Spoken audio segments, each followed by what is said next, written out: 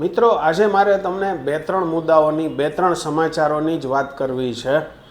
એક ખાસ એ છે કે પીએસયુ બેન્કો જે છે 5, એમાં ભારત સરકાર સ્ટેક વેચવા જઈ રહી છે, પોતાના શેરો વેચવા જઈ રહી છે. એટલે ટૂંકા સમયમાં આ 5 બેન્કોના ઓએફએસ આવશે, જેની આપણે તૈયારી રાખવાની છે.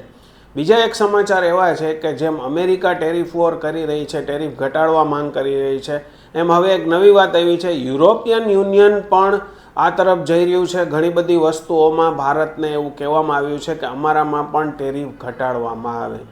એક ત્રીજા સમાચાર એવા છે કે સોવેરિયન ગોલ્ડ બોન્ડ યોજના સરકારે બંધ તો કરી જ દીધી છે, પરંતુ જે યોજના જૂની હતી એના રિડમ્શનમાં પણ સરકારને નાણાંમાં મુશ્કેલી પડશે, જવાબદારીઓ વધશે. અને જે આ યોજના હતી એમાં વળતરની જે આશા હતી સરકારને, એ ઠગારી નીવડી છે અને સરકારની જવાબદારી એમાં વધી છે. રિડમ્શન કરવામાં મુશ્કેલી પડી શકે એમ છે. એટલે કે એવું કહી શકાય કે ગોલ્ડ બોન્ડ જે યોજના હતી, સોવેરિયન ગોલ્ડ બોન્ડ, એ યોજના સક્સેસ નથી ગઈ અને એ યોજના બંધ કરવામાં આવી છે.